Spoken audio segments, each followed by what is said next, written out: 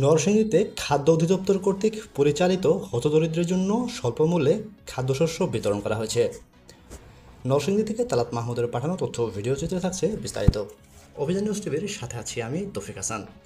নরসিংদী জেলা সদরের চিনিশপুর ইউনিয়নের খাদ্য অধিদপ্তর কর্তৃক পরিচালিত হতদরিদ্রের জন্য স্বল্পমূল্যে খাদ্যশস্য বিতরণ উদ্বোধন করেন মোহাম্মদ আওলাদ হোসেন মোল্লা, আহ্বায়ক সদস্য নরসিংদী জেলা বিএনপি, আহ্বায়ক চিনিশপুর ইউনিয়ন বিএনপির নরসিংদী পরিচালক মেম্বার অফ কমার্স নরসিংদী ও উপস্থিত ছিলেন টেক অফিসার মোহাম্মদ কলিমউদ্দিন, উপসহকারী কৃষি অফিসার ব্লক